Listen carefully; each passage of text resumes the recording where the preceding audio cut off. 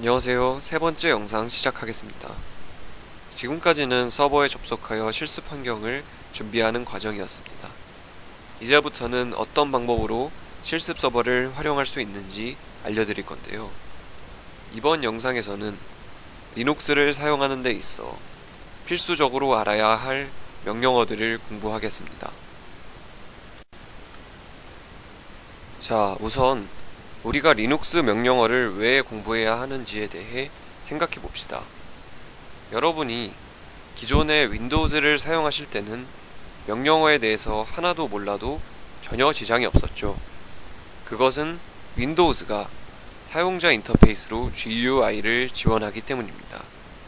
그래서 화면을 클릭하는 것만으로 대부분의 명령을 실행할 수 있었죠.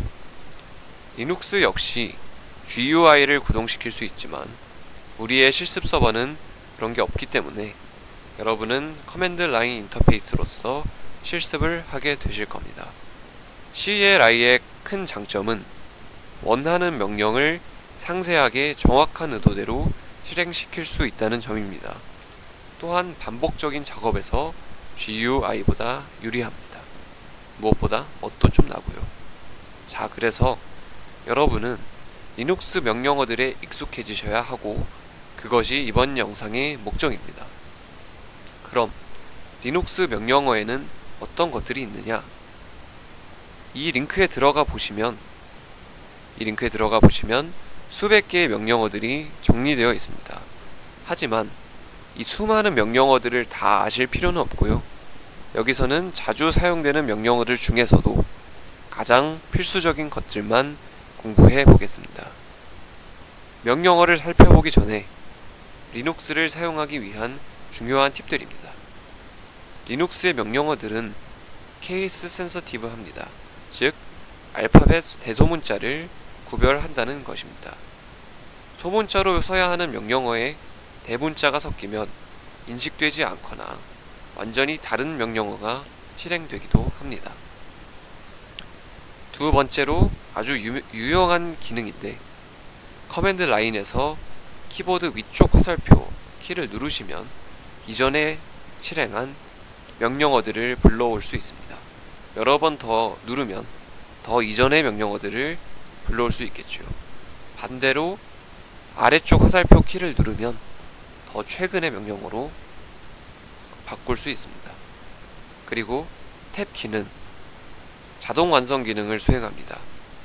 파일 이름이 너무 길어서 전부 입력하기가 불편하다면 앞에 몇 글자를 치고 탭 키를 누르시면 자동으로 완성됩니다. 하지만 같은 앞글자를 공유하는 파일이나 디렉토리가 있을 경우에는 자동 완성을 해주지 않습니다. 이런 편리한 기능들이 모든 쉘에서 지원되는 것은 아닌데요. 여러분이 사용하게 될 리눅스의 배쉬 쉘에서는 가능합니다.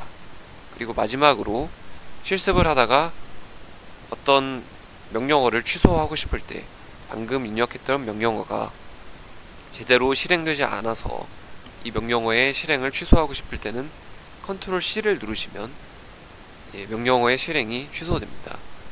일반적으로 윈도우즈에서 사용하던 그런 복사 명령어와는 다르죠. 그리고 만약에 커맨드 라인 창에 어떤 명령어를 붙여놓고 싶다 하실 경우에는 Shift 키와 Insert 키를 누르시면 붙여넣기 동작을 수행합니다.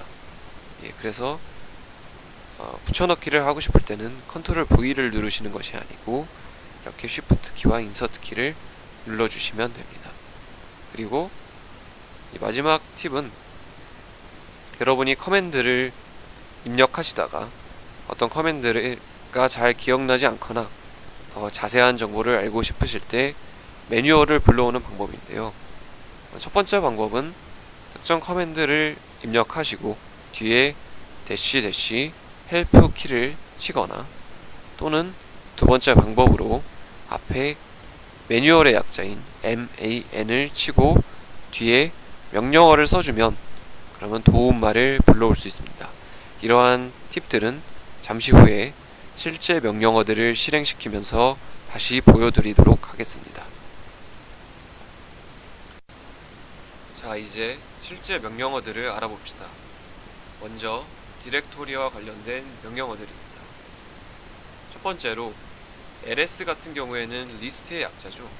현재 작업 디렉토리에 있는 파일과 디렉토리의 리스트를 보여줍니다. 자, 한번 실제로 터미널에서 실행을 해보겠습니다. ls를 입력하시면 아무런 출력이 나타나지 않죠.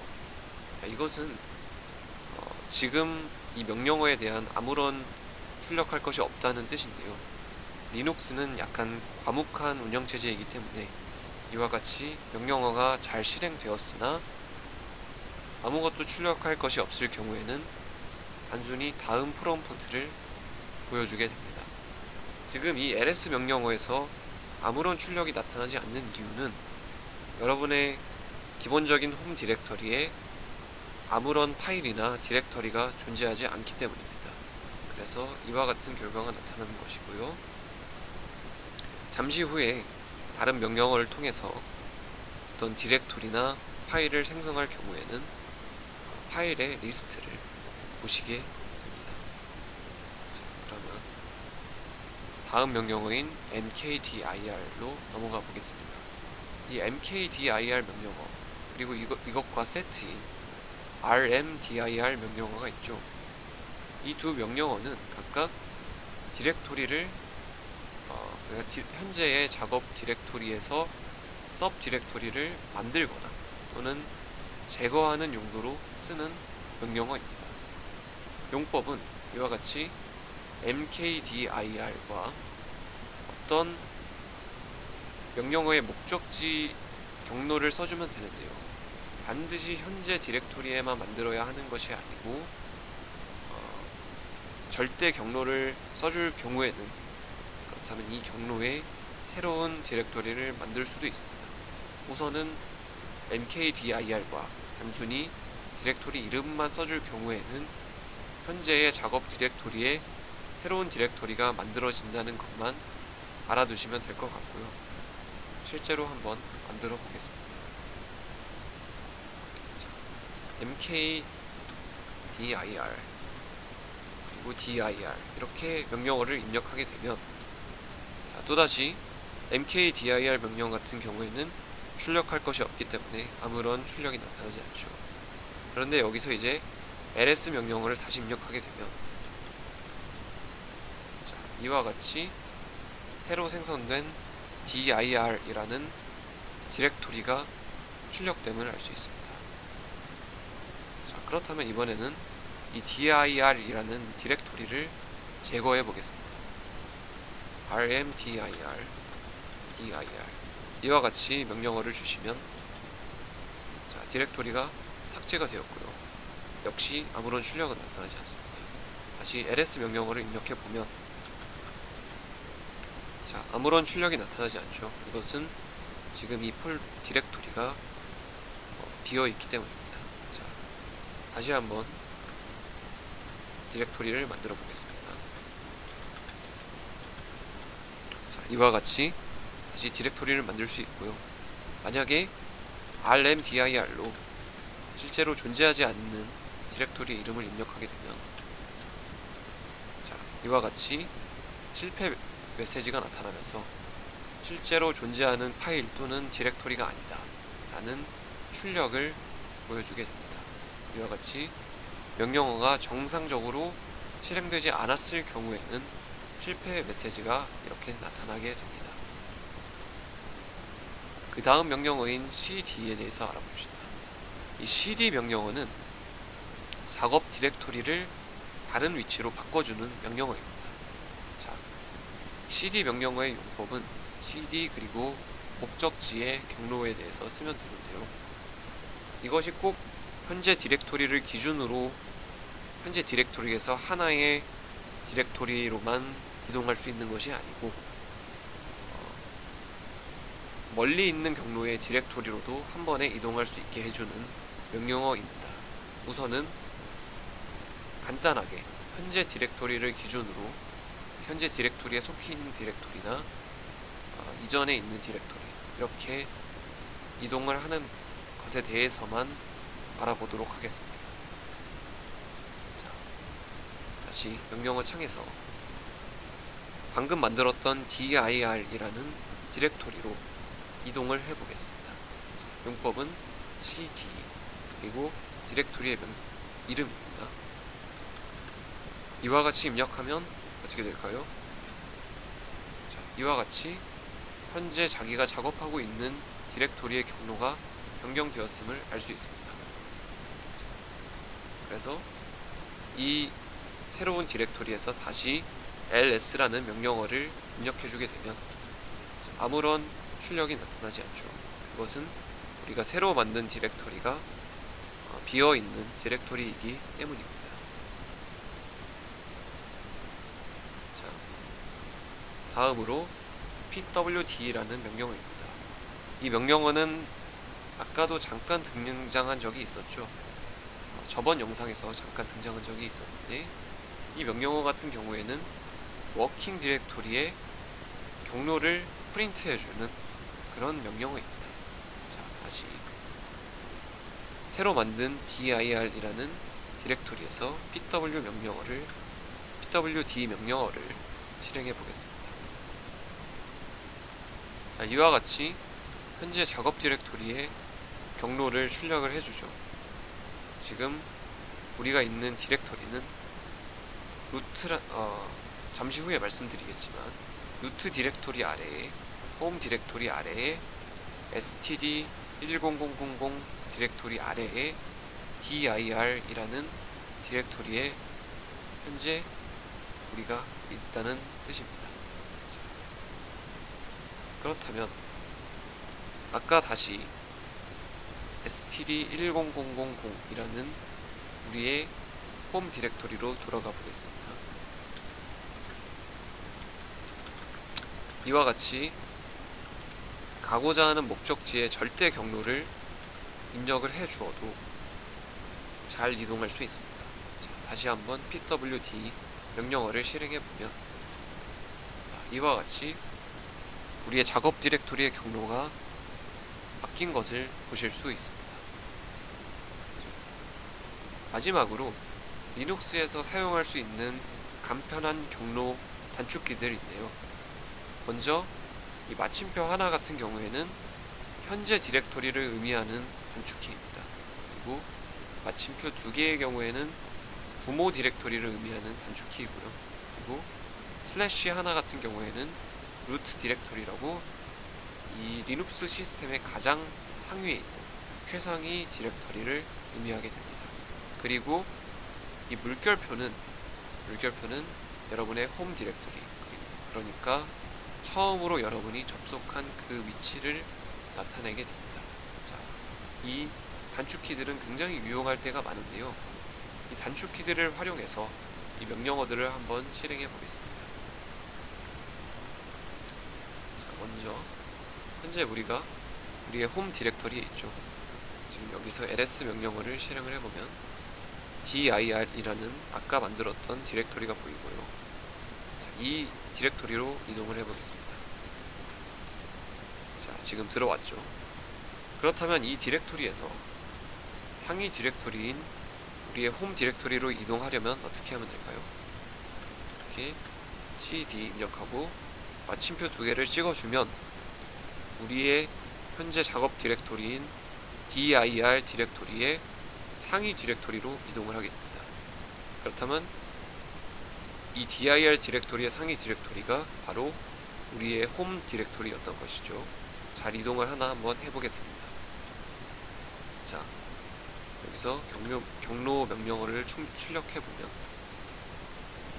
이와 같이 우리의 홈 디렉토리로 다시 돌아온 것을 보실 수 있습니다.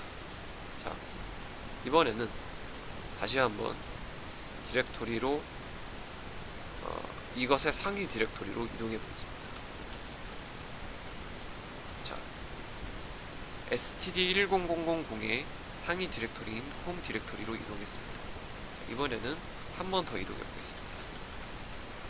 자, 이제 이 리눅스 시스템의 최상위 디렉토리인 루트 디렉토리에 오게 되었습니다. 자, 그럼 여기서 다시 한번 우리의 홈 디렉토리로 돌아가 볼까요? 여기서 말씀드리는 홈 디렉토리 지금 명칭이 겹치게 되는데, 이 홈이라는 이름의 디렉토리는 리눅스 시스템에 이미 존재하고 있는 이름의 디렉토리이고요. 여기에서 물결표로 말하는 홈 디렉토리는 여러분이 처음 접속하게 되는 그 위치를 말하게 됩니다. 자, 한번 이동해 보겠습니다. 간편하게 cd 입력하고 물결 표시를 입력을 해주시면, 자, 여러분이 작업하고 있는 디렉토리의 경로가 변했죠.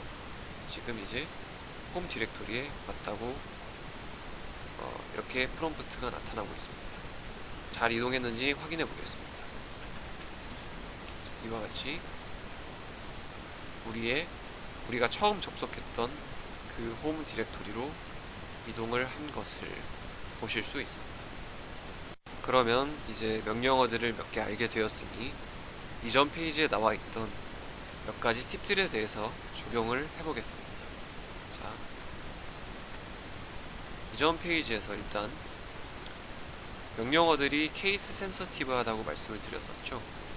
그래서 실제로 어떤 명령어에 대해서 ls 명령어 같은 경우에 소문자로 치면 잘 작동을 하지만, 만약에 대문자가 섞여 있을 경우에는 이와 같이 존재하지 않는 커맨드다 라는 출력을 나타내게 됩니다. 자, 그래서 다시 말씀드리지만 리눅스에서는 이런 어떤 명령어를 입력할 때 소문자와 대문자를 올바르게 입력해 주는 것이 중요합니다.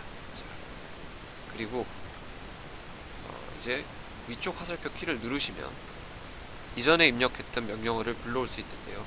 그 명령어가 올바른 명령어이건 또는 이와 같이 대문자 L이 포함된 실행되지 않았던 잘못된 명령어이던 간에 이전에 입력하고 엔터를 눌렀던 명령어를 다시 불러오게 됩니다. 자, 여기서 한 번 더 위쪽 화살표 키를 누르시면 더 이전의 명령어를 계속해서 불러오게 되는데요. 이와 같이 계속해서 이전의 명령어들을 가져오게 됩니다. 자, 반대로 아래쪽 화살표 키를 누르시면 점점 더 최근의 명령어들을 불러오게 됩니다. 그래서 마지막까지 오게 되면 다시 아무것도 없는 공백 상태의 프롬프트를 볼 수 있게 됩니다. 그 다음으로 탭키인데요.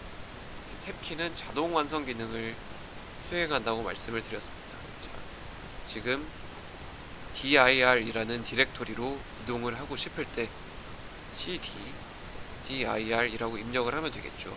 그런데 지금 같은 경우에는 디렉토리의 이름이 짧아서 입력이 그리 귀찮지 않지만 디렉토리의 이름이 굉장히 길어지게 되면 이 전체를 입력하는 게 귀찮아질 때가 있습니다. 그럴 경우에 디렉토리 앞에 몇 글자 정도만 입력을 하고 여기서 탭 키를 눌러주면 자동으로 디렉토리 이름이 완성됨을 알 수 있습니다. 그런데 여기서 이제 주의하셔야 할 것이, 다시 말씀드리지만 비슷한 이름의 디렉토리를 하나 만들어 보겠습니다. 다시 ls 명령어를 입력해 보면 이렇게 dir이라는 디렉토리가 하나 더 생겼습니다. 이 상황에서 자동 완성 기능을 사용하면 d 하고 탭 키를 눌러주면 어떻게 될까요? 완성이 되죠. 자, 그런데 이것이 지금 완성이 되는 이유는 앞에 dir이라는 겹치는 부분까지만 완성이 된 것입니다. 자, 그래서 여기서 한 번 더 탭 키를 눌러줘도 만약에 우리가 이 디렉토리로의 이동을 원한다면 여기서 탭 키를 다시 누른다고 해서 어떤 자동 완성 기능을 활용할 수는 없습니다. 왜냐하면 단지 중복되는 부분까지만 완성해 주기 때문이죠. 만약에 새로 명령어를 입력해서 어떤 D로 시작하는 새로운 디렉토리를 만들어 보겠습니다. D, ABC라고 만들어 보겠습니다. 지금 명령어를 잘못 입력했죠. ABC로 만들어 보시면 이와 같이 D로 시작하는 명령어가 디렉토리가 3가지가 있는데, 지금 이 디렉토리들이 교집합으로 공유하고 있는 글자는 앞 글자 D밖에 없습니다. 그래서 이 경우에는 자동 완성 기능을 사용하려고 해도 자동 완성이 되지 않습니다. 그 이유는 D로 시작하는 디렉토리들 중에 겹치는 부분이 맨 앞 글자인 D밖에 없기 때문이죠.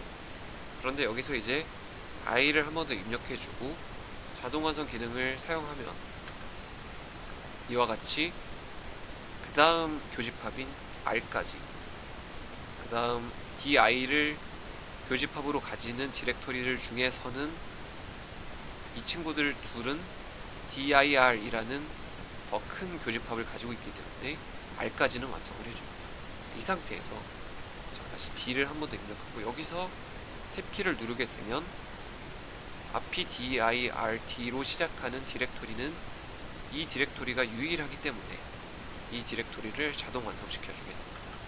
이와 같이 완전히 자동 완성이 되는 걸 보실 수 있습니다. 자, 그래서 이렇게 명령어를 한참 쓰시다가 지금 입력한 명령어가 마음에 들지 않는다. 그럴 경우에는 백스페이스 키로 전부 지우실 수도 있겠지만 간편하게 컨트롤 C, 이 컨트롤 C 키만 누르셔서 명령어를 취소하실 수도 있습니다. 자, 지금 이것은 엔터를 친 게 아니고, 엔터를 입력한 게 아니고 컨트롤 C 키를 눌러서 이 커맨드 라인에 입력했던 명령어를 취소하는 작업을 했던 것입니다. 자, 그리고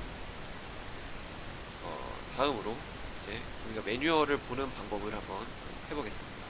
우리가 ls라는 명령어에 대해서 어떤 도움말을 얻고 싶을 경우에는 첫 번째 방법대로 ls를 입력하고 뒤에 대시 help를 입력을 해주면 이와 같이 ls 명령어에 관한 도움말들이 현재 작업하고 있는 이 콘솔 창에 그대로 출력이 되게 됩니다. 자, 그래서 이렇게 하면은 우리의 콘솔 창이 약간 더럽혀진다고 볼 수도 있겠죠.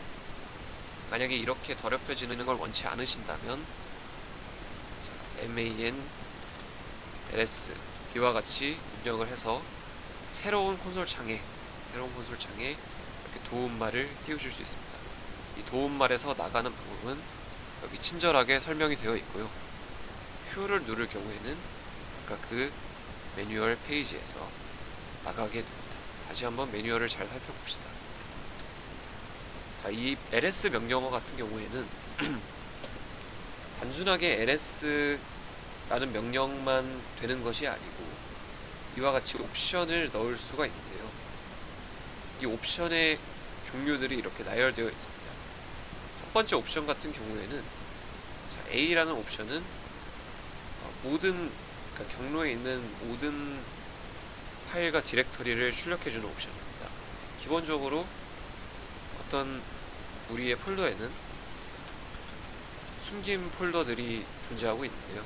지금 그냥 ls 명령어를 입력했을 경우에는 숨겨지지 않은 디렉토리들만 출력되게 되는데, A 옵션을 주어서 출력하게 될 경우에는 이와 같이 숨긴 파일과 숨긴 폴더들이 다 드러나게 됩니다. 앞에 마침표로 시작하는 이런 파일 또는 폴더의 경우에는 숨겨져 있다는 의미입니다. 그래서 아까 전에 우리가 경로 단축키에서 보았던 마침표 하나와 마침표 2개인 이런 디렉토리들도 역시 숨겨져 있다는 것을 보실 수 있습니다. 자, 이와 같이 도움말들을 활용하실 수 있고요. 자, 마지막으로 이와 같이 콘솔 창이 굉장히 더럽혀져서 가독성이 떨어질 때 이 콘솔 창을 정리하는 명령어를 알려드리겠습니다. 이와 같이 클리어 명령어를 입력을 해주시면 콘솔 창이 깔끔하게 정리되는 것을 보실 수 있겠습니다. 자, 그럼 다음으로는 파일과 관련된 명령어들에 대해서 알아보겠습니다. 첫 번째로 cp 명령어입니다. 이 cp 명령어는 카피의 약자로서 파일을 복사합니다. 먼저 이 용법 같은 경우에는 cp 입력하고 다음에 원본 파일의 경로를 써주고 두 번째 인자로서 복사하고자 하는 목적지의 경로를 써주면 됩니다. 자, 이것과 같은 아주 비슷한 세트로 등장하는 것이 mv 명령어인데요. 이것 같은 경우에는 move의 약자로서 파일을 한 디렉토리에서 다른 디렉토리로 이동을 시킵니다. 또는 디렉토리 역시 이동을 시킬 수 있습니다. 그래서 이 mv 명령어와 cp 명령어는 용법도 아주 유사한데요. 차이점이 있다면 이 cp 명령어는 원본 파일을 원본 경로에 그대로 유지하는 반면에 mv 명령어는 마치 cut and paste와 같이 원본 파일을 원본 경로에서 가져와서 목적지 경로로 이동을 시킵니다. 그런데 이 mv 명령어 같은 경우에는 또 다른 사용법이 하나가 있는데요. 그 사용법이 뭐냐면 바로 이름을 바꾸는 것입니다. 이 mv 명령어는 원본 파일의 경로와 목적지의 경로가 같다면 그때 이제 원본 파일의 이름을 변경해주는 기능도 가지고 있습니다. 그 다음으로 cat 명령어 같은 경우에는 이제 파일의 내용을 커맨드 라인에 보여주는 역할을 하고 있습니다. 그런데 아직 우리가 지금까지 배운 명령어들로는 파일을 만들 수가 없었죠. 지금 그래서 일단은 파일을 외부에서 가져오거나 그런 방법을 사용할 수밖에 없습니다.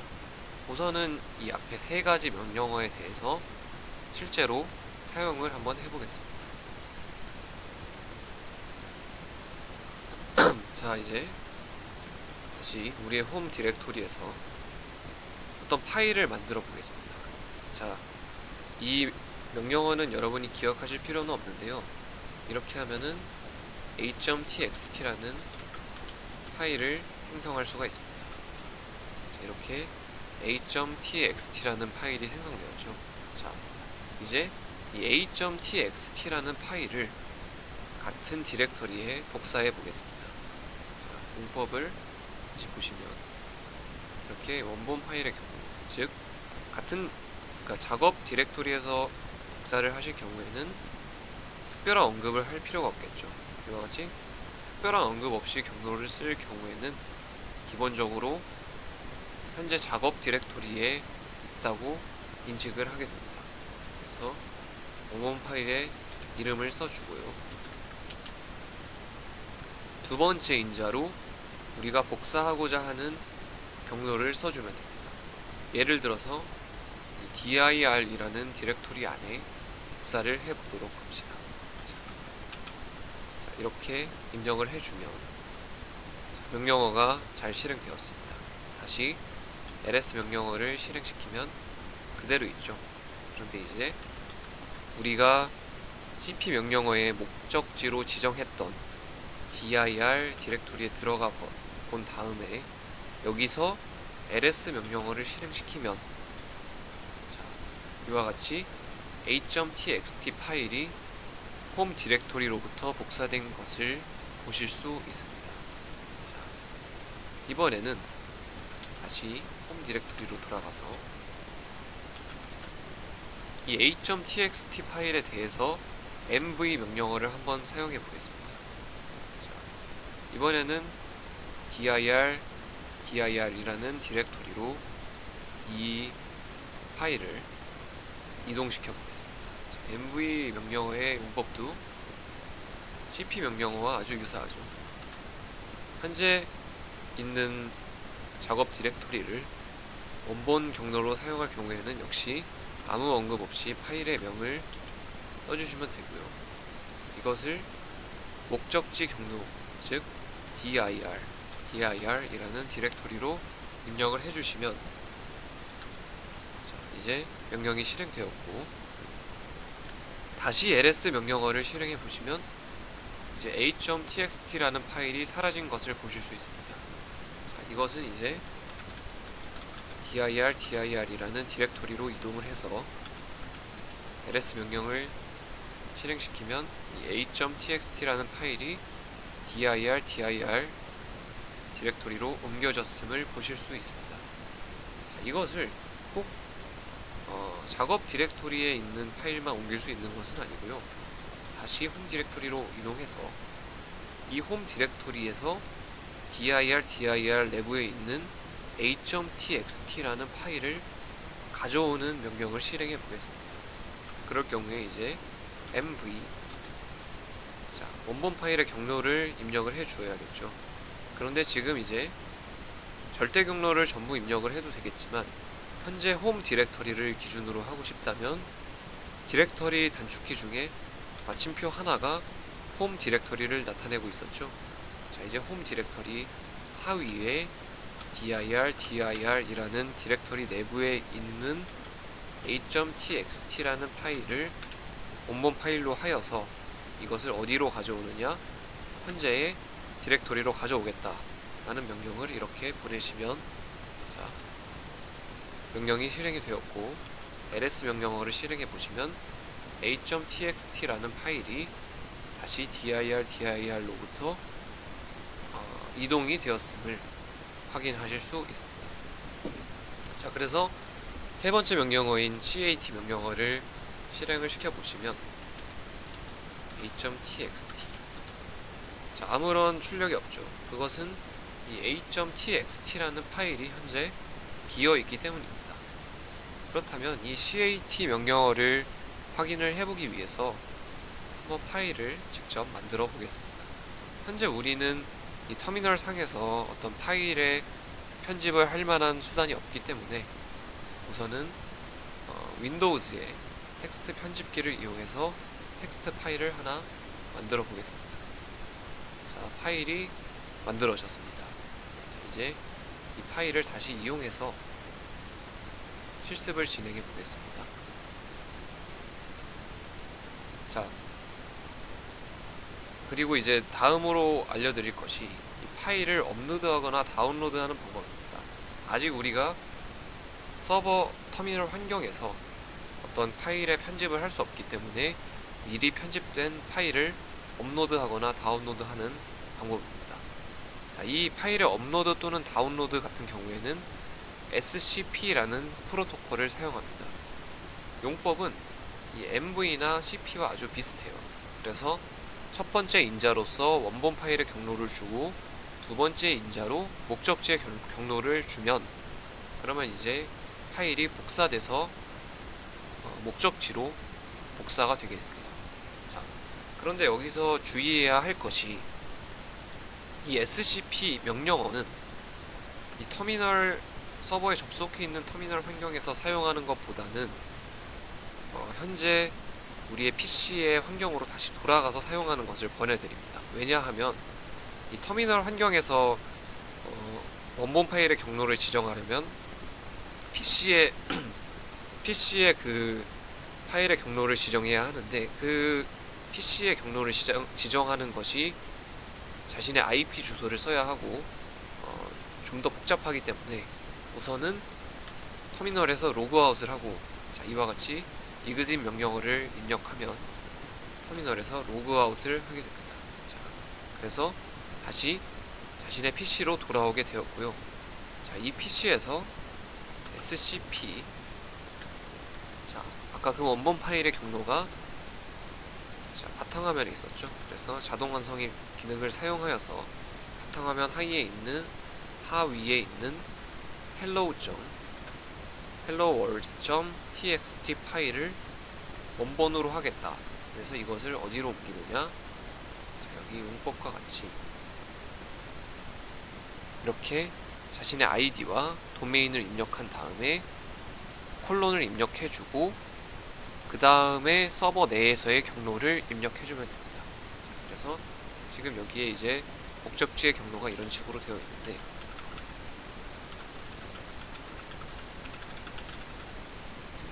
콜론을 해주고 좀 더 스마트한 방법으로 우리의 홈 디렉터리로 바로 넣어 보겠습니다. 자, 그래서 이렇게 scp 명령을 실행시키면, 자, 이와 같이 아까 작성했던 helloworld txt 파일이 업로드 되었음을 보실 수 있습니다. 실제로 서버에 접속해서 이 파일을 확인해 보겠습니다.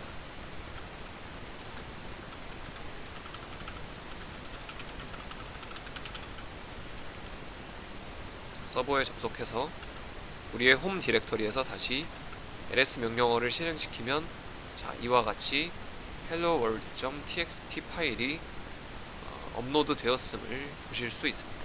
자, 이 txt 파일을 자, 이제 세 번째 명령어인 cat 명령어를 사용해서 내용을 출력해 보겠습니다. cat H만 누르고 자동 완성 기능을 사용하면 이와 같이 편리하게 자동 완성을 하실 수 있고요. 그리고 명령어를 실행해 보면 이와 같이 helloworld.txt 파일의 내용이 콘솔 창에 이와 같이 출력이 됨을 보실 수 있습니다.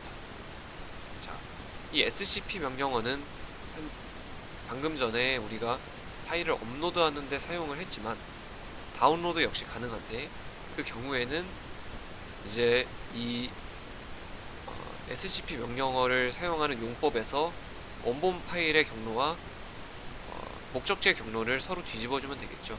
이제 서버 지금 같은 경우에는 우리의 데스크탑에서 서버로 업로드하는 용법이었고요.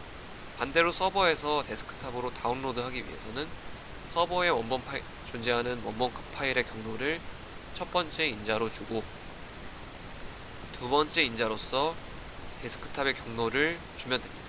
근데 이 역시 데스크탑의 경로를 서버에서 입력하기 위해서는 IP 주소를 쳐야 하는데 그것이 복잡하기 때문에 역시 서버에서 로그아웃 한 다음에 데스크탑 환경에서 다운로드 역시 진행하시기를 권해드립니다. 그래서 이상으로 파일을 업로드와 다운로드하는 방법까지 알아봤고요. 그렇다면 반드시 이렇게 파일을 업로드하거나 다운로드하는 그런 방법으로만 파일을 편집할 수가 있을까요? 아니면 우리가 서버 터미널 내부에서 그냥 간편하게 파일을 편집할 수 있는 방법은 없는지, 자, 이런 방법에 대해서 다음 슬라이드에서 말씀드리겠습니다. 자, 이제 리눅스 터미널 내에서 파일을 편집하는 방법을 살펴보겠습니다. 터미널에서 vi라는 명령어를 입력하면 이와 같은 화면을 보실 수 있는데요. 이것은 vim이라는 텍스트 편집기입니다. 이 vim 같은 경우에는 처음 접하기엔 꽤 어색하지만 이미 상당한 매니아층을 보유하고 있는 그런 아주 오래된 그리고 전통적인 에디터라고 보시면 됩니다. 앞으로 컴퓨터 사이언스를 계속 전공하시게 되면 리눅스를 사용할 일이 아주 많아지실 건데요. 만약에 이 vim을 자유자재로 다루실 수 있다면 그것이 엄청난 강점이 될 겁니다. 왜냐하면 vim을 잘 다루지 못할 경우에 외부 편집기를 사용하기 위해서 계속해서 파일 업로드와 다운로드를 반복해야 하는데요. 그런데 vim을 이용하면은 그런 불필요한 작업들을 전부 줄일 수가 있겠죠. 그래서 이번 강의에서는 이 vim을 활용하기 위한 기본적이고 간단한 기능들만을 소개해 드릴 것인데요. 만약에 여러분이 vim에 대해서 더 자세하게 공부하고 싶으시다면 인터넷에 아주 많은 그런 좋은 자료들이 있으니 그것을 참고해 보시기 바랍니다. 자, 그래서 vim에 대해서 가장 기본적으로 아셔야 될 것은 일단 진입하는 방법이죠. vim을 켜기 위해서는 이렇게 vi를 입력하시고 뒤에 파일명을 입력하시면 만약에 이 파일명이 기존에 존재하던 파일이라면 그 파일을 편집하게 되고요. 기존에 존재하던 파일의 내용을 편집하게 되고 존재하지 않던 파일이라면 그 새로운 이 파일명을 가지는 새로운 파일을 만들게 됩니다. 자, 그리고 그 다음으로 아셔야 할 것이 이 vim을 처음 사용하는데 가장 어색한 부분이 바로 vim에는 모드들이 있다는 것입니다. 자, 크게 두 가지 모드, 우리가 사용하게 될 모드로서 크게 두 가지를 볼 수 있는데요. 첫 번째로는 vim을 처음 켰을 때 진입하게 되는 이 커맨드 모드입니다.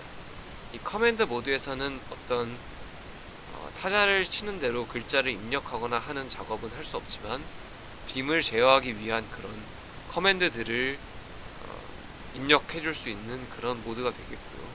만약에 우리가 일반 텍스트 편집기처럼 어떤 글자를 파일에 써넣고 싶다면, 하면 인서트 모드에 진입을 해서 편집 작업을 해야 합니다.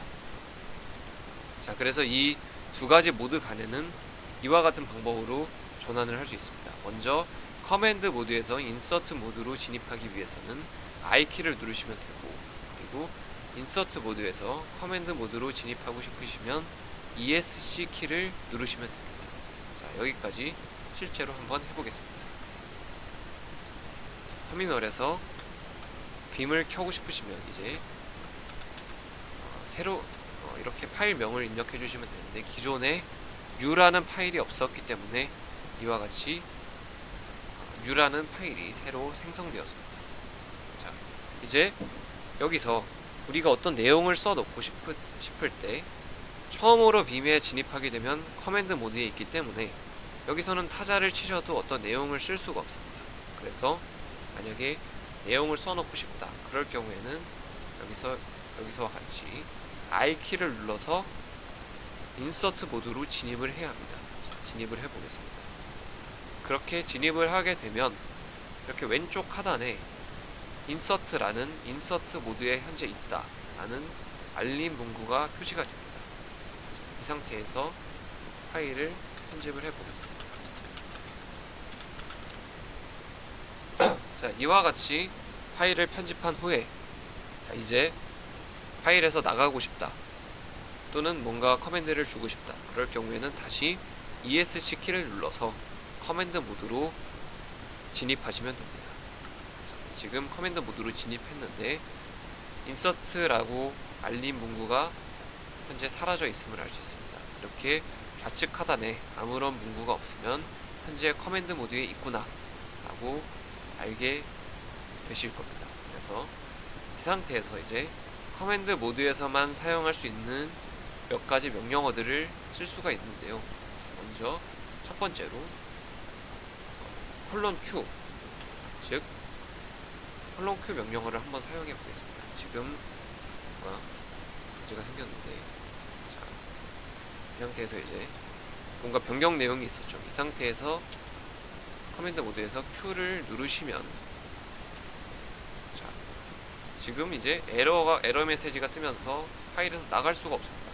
자, 이렇게 나갈 수가 없는 이유는 우리가 지금 U라는 파일을 새로 만들었고 이 편집 내용이 저장되지 않았기 때문입니다. 만약에 이 편집 내용을 저장하지 않고 그냥 나가고 싶다, 그럴 경우에는 :Q라는 명령어 뒤에 느낌표를 붙여서, 자, 그냥 나는 강제로 나가겠다 이렇게 써주시면 파일에서 나갈 수가 있고요. 이 경우에는 우리가 새로 U라는 파일을 만들었는데도 현재 U라는 파일이 존재하지 않죠. 그것은 우리가 마지막 편집 이후에 저장을 하지 않았기 때문에 U라는 파일이 지금 생성이 되지 않을 것입니다. 다시 한번 U라는 파일을 만들어 보겠습니다. 자, 이제 뭔가 내용을 쓰기 위해서는 인서트 모드로 들어가야 하죠. 그래서 I키를 눌러서 인서트 모드에 진입한 후에 여기 이제 뭔가 편집을 하시면 됩니다. 여기서 다시 커맨드 모드로 가보겠습니다. 자, 그런데 파일을 편집하다 보면 이제 안정성을 위해서 계속해서 저장을 해야 하는 습관이 중요하죠. 그럴 경우에 이제 이 편집기를 나가지 않고 단지 저장만 하고 싶다, 그럴 때는 이와 같이 :W 명령어를 사용해 주시면 현재 편집 상태가 그대로 파일에 저장이 됩니다. 자, 저장을 해보겠습니다. 지금 저장이 되었는데, 이렇게 마지막 저장을 한 뒤에 뭔가 편집 내용이 추가적으로 없다면 이제 :Q 명령어를 활용해서 에디터를 빠져나갈 수가 있습니다. 다시 파일을 켜보면 아까 편집했던 내용이 그대로 들어있음을 알 수 있습니다. 자, 만약에 여기서 이제 추가적인 편집을 한 후에, 자, 이제 내가 편집을 끝냈다, 이 편집기를 저장함과 동시에 종료하고 싶다, 그럴 경우에는 :WQ 명령을 주시면 편집 내용을 저장하고 편집기를 빠져나가게 됩니다. 자, 이와 같이 빠져나갈 수 있고요. 자, 그래서 내용을 출력해 보겠습니다. 자, 우리가 편집했던 내용들이 그대로 저장되어 들어있음을 보실 수 있습니다. 그래서 또 다른 유용한 커맨드들을 보겠습니다. 자, 이제 편집 모드에 다시 들어가서 이제 뭔가 편집을 더 하고 싶어서 여기다가 어떤 내용들을 쓴다고 칩시다. 이런 식으로 내용을 썼어요. 그런데 자, 생각을 해보니까 여기 썼던 내용들이 불필요한 것 같아서 이 내용들을 다시 되돌리고 싶어요. 예전에 편집 이전으로 되돌리고 싶을 경우에는 이 커맨드 모드에서, 지금 커맨드 모드에 있죠. 커맨드 모드에서 U 키를 누르시면 바로 직전에 했던 작업을 언두합니다. 즉 현재 제가 가장 최근에 했던 작업이 ABCDEF라는 문자열을 입력한 것인데 이것을 취소를 하게 되겠죠. 이와 같이 마지막 작업을 되돌리게 됩니다. 근데 다시 생각해 보니까 내가 되돌린 것이 사실 되돌리고 싶지 않았다. 그럴 경우에는 이제 컨트롤 R 키를 눌러서 리도를 해주시면 됩니다. 자, 다시 아까 언두한 작업을 다시 다시 그러니까 편집을 하고 싶다. 그렇다면 이제 컨트롤 R 키를 눌러서 우리가 되돌린 내용을 다시 되돌릴 수가 있습니다. 그래서 이와 같이 작업을 하시고 만약에 빠져나오고 싶다면 다시 WQ 명령어를 입력해서 나오실 수가 있겠죠. 이제 내용을 출력해 본다면 이와 같이 우리가 편집했던 내용이 다시 저장이 되어 있음을 알 수 있습니다. 이번 영상에서는 여러 리눅스 커맨드들과 그리고 빔의 사용법에 대해서 공부했습니다. 이런 ls, mkdir, 그리고 cd와 같은 디렉토리 관련 명령어들, 그리고 또한 cp, mv, cat 와 같은 파일 관련 명령어들 다 기억나시죠? 가장 핵심적인 명령어들만 족집게로 다룬 것이기 때문에 오늘 배웠던 그런 명령어들은 숙지하고 있어야 할 것입니다. 그리고 경로 단축키로서 사용할 수 있었던 그런 마침표, 이것은 현재 디렉토리를 뜻하고 마침표 두 개는 상위 디렉토리, 그리고 슬래시는 루트 디렉토리, 그리고 이 물결표는 홈 디렉토리를 뜻했죠. 이와 같이 경로 단축키를 사용하면 아주 편하게 그런 명령어들을 사용할 수 있기 때문에 기억해 두시는 것이 좋겠습니다. 다음으로 빔 에디터 같은 경우에는 두 가지 모드가 있었습니다. 첫 번째로 인풋 모드, 그리고 또한 커맨드 모드가 있었는데 우리가 빔 에디터를 처음 켰을 때 들어가게 되는 모드가 바로 커맨드 모드였고요. 여기서 I키를 눌러서 인풋 모드에 들어가서 작업을 하시다가 다시 ESC 키를 눌러서 커맨드 모드로 나오실 수 있었습니다. 자, 이 커맨드 모드에서는 이와 같은 명령들을 사용할 수 있었고요. 각각 그냥 빔 에디터를 종료하기, 그리고 저장 변경 내용이 있어도 무시하고 종료하기, 그리고 저장 후 종료, 저장만 하기, 또 이제 되돌리기, 그리고 되돌린 것을 다시 되돌리기, 이와 같은 명령어들이 커맨드 모드에서 사용할 수 있었습니다. 자, 이번 영상에서 배운 것들을 잘 기억하고 계시면 실습하는데 이제 불편함이 크게 없으실 겁니다. 자, 다음 영상에서는 소스 파일을 컴파일하고 그것을 실행하는 법과 이제 컴파일된 파일이 제대로 동작하지 않을 때 어떻게 디버그할 것인지 알아보겠습니다. 고생 많으셨습니다. 감사합니다.